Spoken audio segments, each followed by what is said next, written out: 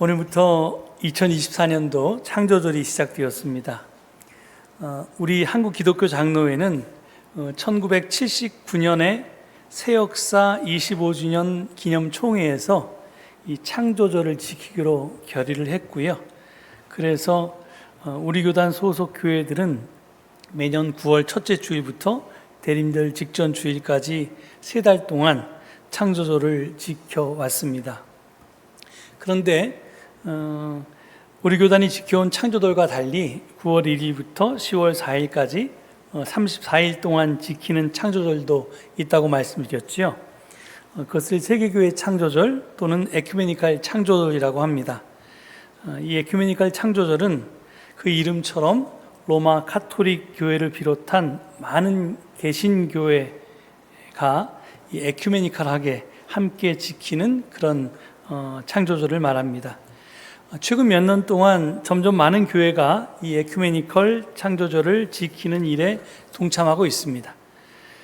그 유래는 1989년에 지금은 작고하신 드미트리오스 동방정교회 세계 총대주교께서 매년 9월 1일을 창조 세계를 위한 기도의 날로 지키자고 세계교회에 호소를 했습니다. 그 호소를 10년 뒤에 2001년에 유럽의 주요 기독교 교회들이 수용을 했고요. 그리고 또 그로부터 15년 뒤인 2015년에는 프란치스코 교황에 의해서 로마 카톨릭 교회에서도 수용했습니다.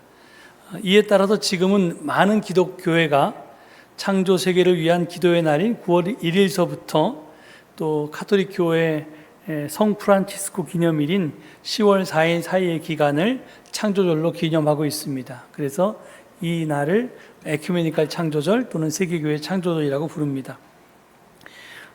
성 프란치스코는 찬송가 69장 가사인 피조물의 찬가를 지은 분이고요.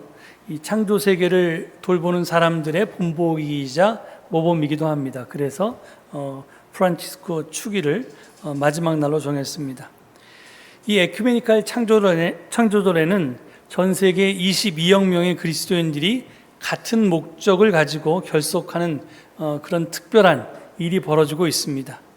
2024년 창조절 안내서 서문은 이를 다음과 같이 설명하고 있습니다. 매해 9월 1일부터 10월 4일까지 그리스도인 가족은 우리 공동의 집을 보호하기 위한 기도와 행동을 전 세계적으로 기념하기 위해 연합합니다. 이 절기는 우리가 창조주 하나님을 찬양하고 창조된 모든 선물을 사랑하고 돌보도록 우리를 동역자로 부르시는 거룩하고 지속적인 행위로 인정하는 특별한 절기입니다. 전 세계에서 그리스도를 따르는 사람들로서 우리는 창조 세계를 돌보라는 공동의 부르심을 받았습니다. 우리는 함께 창조된 존재이며 하나님의 만든 모든 것의 일부입니다. 우리의 안녕은 지구의 안녕과 이어져 있습니다. 이렇게 설명합니다. 사실 여러분 다 아시는 것처럼 우리 교회의 역사는 분열의 역사라고 해도 과언이 아닙니다. 예수님의 하나님 나라 운동에서 잉태된 기독교는 바울의 에클레시아 운동을 통해서 지중해 로마 제국 곳곳으로 뻗어나갔고 결국 유대교로부터 갈라져 나와서 기독교가 되었습니다. 초기 기독교는 이런저런 공유회들을 거치면서 보편교회와 비보편교회로 작게 분열했고요.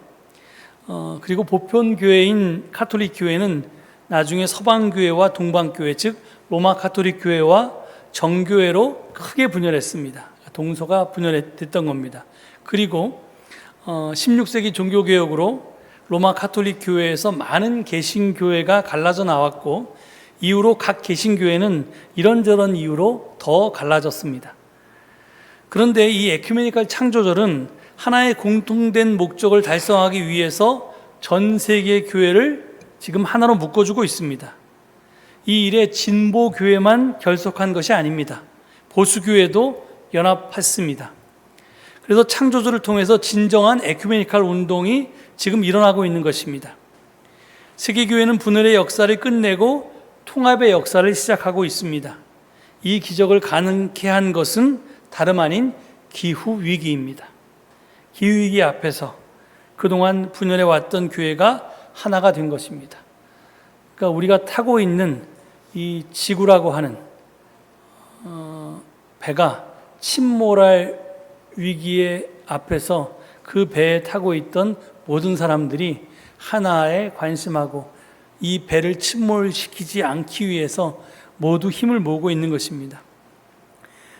제가 언젠가 말씀드렸던 것 같은데 이 JPIC, 그러니까 Justice, Peace, Integrity of Creation이라고 하는 이 지금 우리에게 너무나 익숙한 이 선교 과제는 처음에 세계 개혁 교회 연맹이 처음으로 제안했던 것입니다. 그것을 나중에 세계교회 협의회 WCC가 1983년에 열렸던 그 밴쿠버 총회에서 세계교회가 수행할 에큐메니컬 선교 과제로 채택하고 계승했습니다. 그런데 이 프란치스코 교황이 회칙 찬미 받으소서라를 발표한 이후에는 오히려 로마 가톨릭 교회가 개신교회보다 이 일에 더 열심입니다. 그러니까 지난 2000년 동안 분열과 분열을 거듭해온 기독교회가 기후위기 앞에서 정의와 평화와 창조세계의 온전성 회복이라는 공통의 선교 과제로 다시 하나가 되고 있습니다. 물론 무슨 교파가 합쳐진다는 건 아니지만 하나님의 일을 함에 있어서 보수와 진보, 구교와 신교 한 것 없이 모두가 다 뜻을 모으고 힘을 모으고 있다는 것입니다.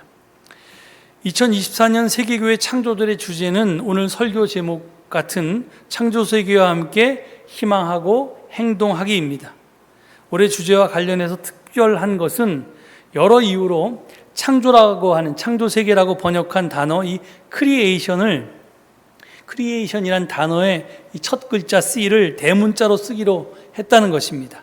이는 창조세계가 인간을 위해서 창조된 대상이 아니며 동료 피조물로서 서로 연결되고 협력하도록 부름을 받은 대상이라는 점을 강조하고자 하는 표현입니다. 그러니까 인간이 만물의 영장으로서 우리가 대빵이고 나머지는 우리를 봉사하기 위해서 우리의 먹이나 아니면 우리의 개발 대상이 되기 위해서 창조되었다, 이런 게 아니라 그물망처럼 서로 연결되어 있다, 그리고 협력하도록 부름을 받았다라고 하는 것을 강조하기 위해서 대문자를 썼다는 것입니다.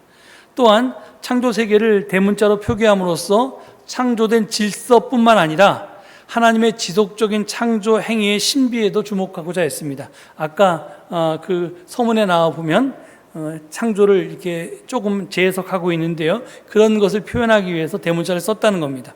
그리고 그것에 대한 근거로 오늘 저희가 본문으로 채택한 로마서 8장에 있는 말씀을 본문으로 해서 그 주제를 해설합니다. 본문 22절은 창조 세계가 해산의 고통 가운데 탄식하고 있다라고 말합니다. 이 성경 말씀은 지구를 해산할 때 신음하는 어머니의 모습으로 묘사하고 있습니다. 아시시의 성 프란치스코도 피조물의 찬가에서 지구를 우리의 자매이자 어머니라고 표현한 바 있습니다. 그런데 그동안 우리 인류는 지구를 사용하기 위한 자원으로만 이해하고 내가 마음대로 소비하고 또 마음대로 개발하느라고 이 창조세계를 학대해 왔습니다. 우리가 지구를 돌보지 않는데 어떻게 어머니 지구가 우리를 돌볼 수 있겠습니까? 창조세계는 우리의 이기심과 어머니 지구에 해를 끼치는 행위로 인해서 지금 신음하고 있습니다. 그럼에도 아직은 더 나은 미래에 대한 희망과 기대가 남아 있습니다. 이 성서적 맥락에서 희망한다는 것은 그냥 가만히 서서 조용히 기다리고 있는 것을 뜻하지 않습니다. 투쟁 가운데 탄식하고 울부짖으면서 새로운 생명을 위해서 적극적으로 노력하는 것이 희망입니다.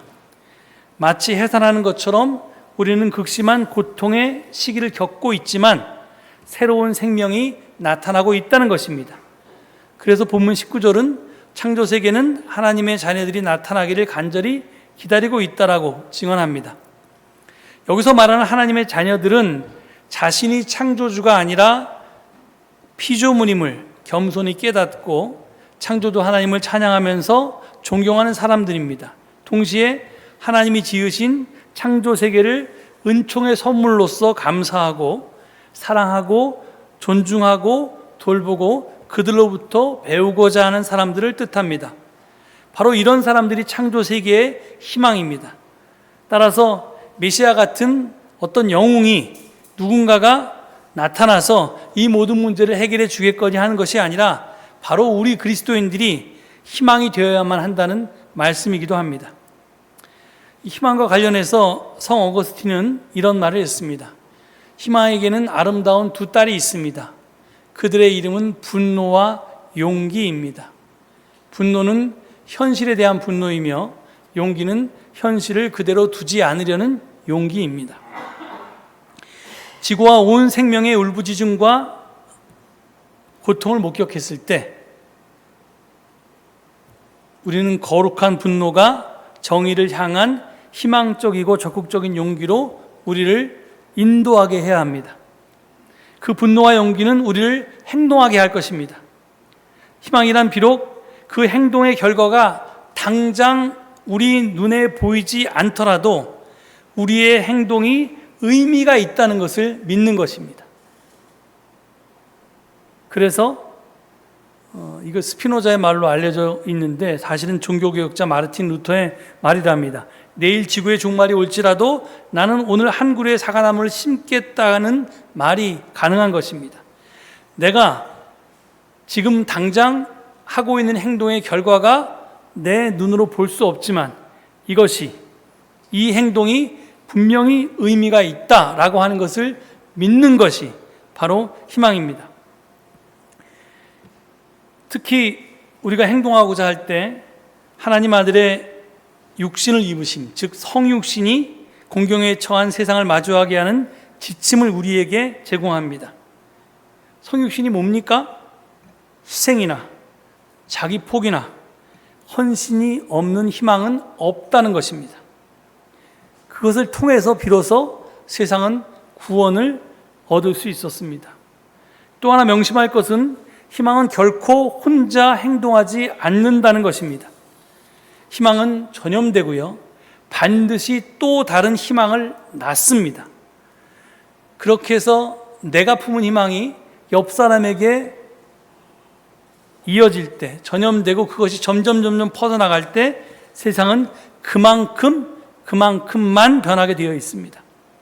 그래서 본문 25절은 우리가 보이지 않는 것을 바라면 참으면서 기다려야 합니다 라고 말하는데요, 여기서 참으면서 기다리니까 아무것도 안 하고 그냥 기도만 하고 있어라, 아니면 이게 하늘만 쳐다보고 있어라, 이런 말로 오해할 수 있는데, 여기서 기다림은 그런 막연한 기다림, 수동적인 기다림을 뜻하는 것이 아닙니다. 성서의 기다림은 언제나 적극적인 기다림이요 능동적인 기다림입니다. 즉 행동하면서 결과가 나타나지 않더라도, 내가 내 눈에 그 결과가 보이지 않더라도 인내하면서 끝까지 내가 하고 있는 옳은 행동을 포기하지 않는 것이 기다림입니다. 여러분은 8월 24일 토요일에, 그러니까 어제 말고 그 전주 토요일에 신도의 단톡방을 통해서 2024년 창조절 탄소금식과 탄소헌금에 함께해 주십시오라고 하는 안내문을 받아보셨을 것입니다. 이 안내문은 전 기장교회 보내는 목회 서신으로 제가 쓴 것입니다. 물론 처음에는 우리 서울로의 기후정의 위원장으로서 제가 서울로의 교회들을 위해서 썼고요. 그리고 이거 생태공동체 운동본부가 이것을 생태공동체 운동본부의 이름으로 전국 기장교회에 보냈습니다. 다 읽어보셨겠지만 다시 한번 제가 소개하고자 합니다. 오늘 앞에서 읽은 탄소금식 그 안내 동영상에 일부 중복되는 규절이 있는데요, 그래도 다시 한번 읽어보겠습니다. 올여름 역대급 무더위와 열대야 때문에 고생 많으셨지요? 이제 매스컴은 기후위기를 넘어 기후지옥을 말하고 있습니다.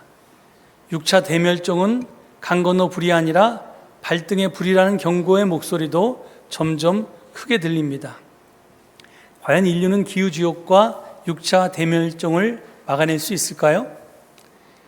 우리가 지금처럼 산다면 불가능합니다. 하지만 에너지 전환과 탄소 금식 등으로 탄소 발생을 최대한 줄이고 탄소 흡수원을 최대한 늘려서 하루속히 탄소 중립을 이룬다면 가능합니다.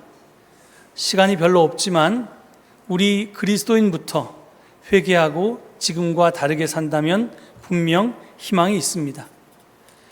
9월부터 창조절이 시작됩니다. 창조주 하나님을 경외하며 보시기에 좋았다 하신 창조세계의 온전성 회복에 힘 모으는 계절입니다. 이를 위해 창조절 탄소금식을 시행하고자 합니다. 총 7주 동안 매주 집중과제와 이에 따르는 실천사항을 지켜 탄소 발생을 줄이는 생활이 우리의 습관이 되게 하십시오. 또한 탄소금식 기간 중 자가용 이용과 비행기 탑승을 삼가고 이용 시 탄소 헌금을 드립니다. 탄소 헌금은 의무가 아니라 창조세계의 온전성 회복에 헌신하겠다는 표시입니다. 그러니 자가용 이용이나 비행기 탑승에 상관없이 각자 형편껏 정성을 모아주십시오. 모인 헌금은 지교회의 생태환경 선교사업이나 여러 교회가 연합하여 햇빛발전소를 세우고 확산하는 일에 쓰일 예정입니다. 창조절 탄소금식과 탄소헌금 참여로 하나님 창조세계의 온전성을 회복하고 우리의 미래를 지켜냅시다. 창조세계와 함께 희망하고 행동하기라는 이번 창조절 주제에 대한 오늘의 증언은 저 목회서신에 다 담겨져 있습니다.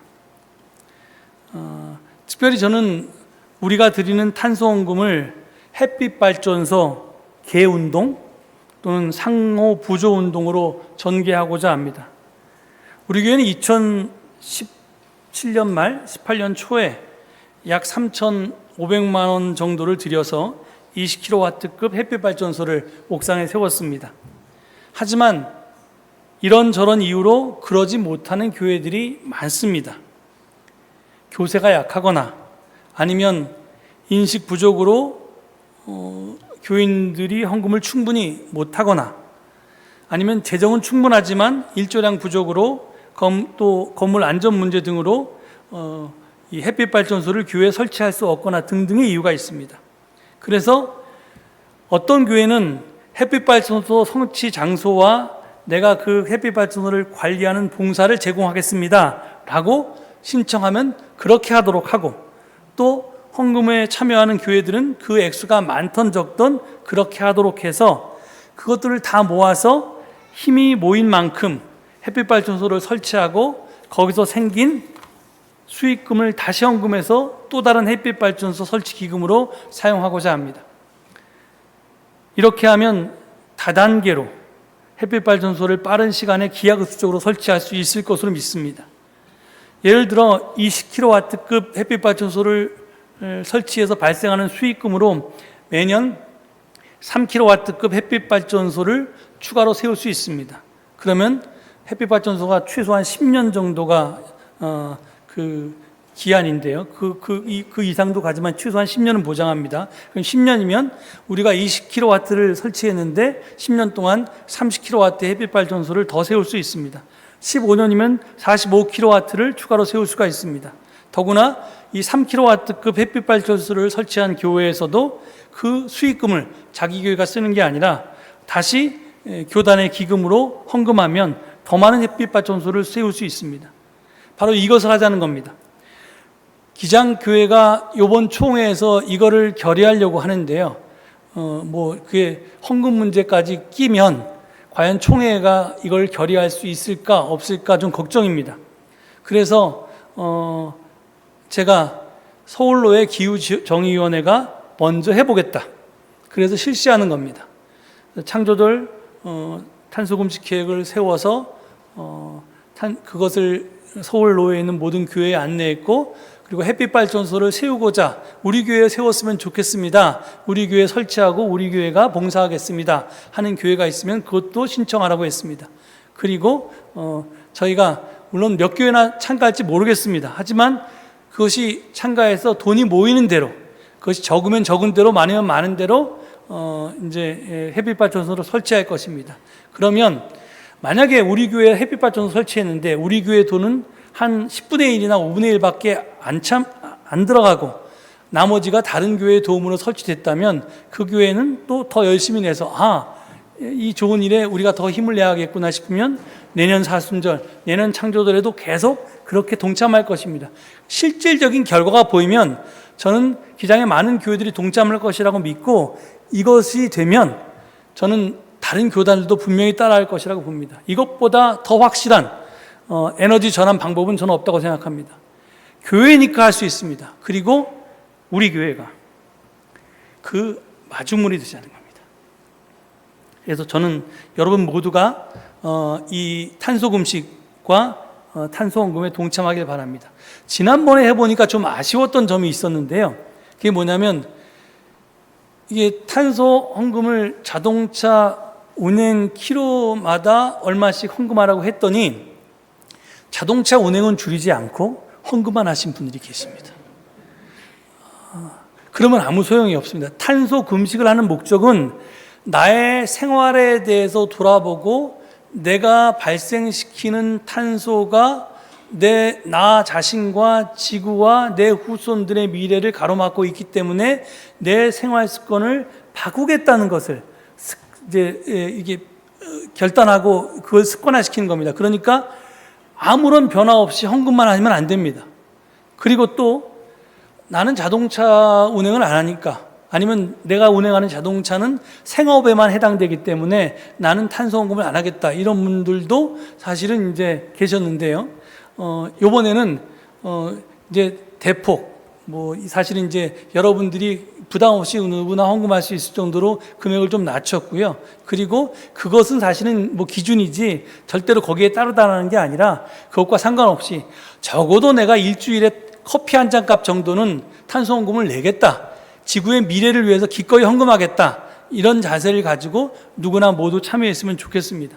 그래서 아까 말씀드린 것처럼 이게 강제 세금도 아니고 의무 헌금도 아니고 아무것도 아니지만 여러분의 기꺼운 마음들이 모아져서 그렇게 정성이 모아지면 그 정성들이 우리 교회뿐만 아니라 다른 교회 헌금까지 합쳐져서 그렇게 세상을 변화시키고 하는데 이제 마중물이 분명히 될 것이라고 믿습니다. 끝으로 우리가 지난 7월 생일자 축하 때 불렀던 노래를 좀 소개하고자 합니다. 여러분 그때 불렀던 곡이 생각나는지 모르겠는데 제목이 우리의 하루였습니다. 그 가사가 참 감동적입니다. 여기 제가 한번 읽어보겠습니다. 이 세상이 어둡고 너무나 아프고 답답해도 나는 눈을 감지 않고 마주할 거야. 이 세상에 나 하나가 눈부신 해가 되진 못해도 우리가 모두 모이면 밝힐 수 있어. 영웅이 되지 않아도 내 이름 아는 사람 없어도 내 평범한 하루로 세상을 바꾸네. 우리가 살고 싶은 하루, 만들 수 있는 하루, 웃으며 꿈꾸는 하루, 그렇게 살아가는 거야. 그리고 2절은 이 세상은 불타는 숲, 그러나 도망하지 않겠어. 우리가 모으는 물방울 그 하나하나가 이 세상의 숲과 마을을 조금씩 되살릴 수 있다면 언제까지라 해도 온 힘을 다할 거야. 영웅이 되지 않아도 내 이름 아는 사람 없어도 내 평범한 하루로 세상을 바꾸네. 우리가 살고 싶은 하루, 만들 수 있는 하루, 웃으며 꿈꾸는 하루, 그렇게 살아가는 거야. 제가 이 가사가 참 좋은데요. 제가 이 노래를 언제 처음 들었냐면 올해 환경주일 연합예배 때 이대 대학교에서 거기서 열렸는데 산돌교회 학생들이, 그러니까 대안학교 학생들이 나와서 불렀던 노래였습니다. 너무 노래가 좋아서, 가사가 좋아서 검색해 보니까 심플 라이프라고 하는 제목을 가진 미얀마 노래를 2016년에 이 하자 작업장 학교라고 하는 대안학교에서 음악 학교인데요. 이 학생들이 번안해서 부르기 시작했고, 그래서 이제 대안학교에서 부르기 시작해서 그런지 현재 거의 모든 대안학교에서 다 부르고 있는 대안학교의 히트곡이었습니다.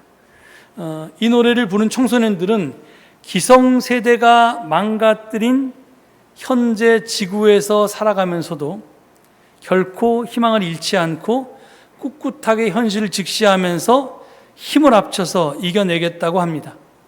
그 가사가 얼마나 대견스럽습니까? 저는 우리가 더도 말고 덜도 말고 딱 이렇게만 살았으면 좋겠습니다. 탄소검식을 실천하면서 사는 우리의 평범한 하루들이 모이면 세상을 바꿀 수가 있습니다. 적더라도 조금씩이라도 모두가 탄소원금을 해서 모으면 그것이 에너지 전환을 이루는 마중물이 될 수 있습니다. 그러니 앞으로 7주 동안 불편을 감수하면서 그렇지만 웃으면서 탄소금속을 실천할 수 있기를 바랍니다. 내가 해내면 옆 사람도 해낼 수 있을 것이고 그게 들불처럼 번져나가면 창조세계의 온전성을 회복하고 우리와 후손들의 미래를 지켜낼 수 있을 것입니다. 함께 희망하고 함께 행동해서 꼭 이루어낼 수 있기를 바랍니다. 이 말씀 다시 되새기시면서 다 함께 침묵 가운데 기도하시겠습니다.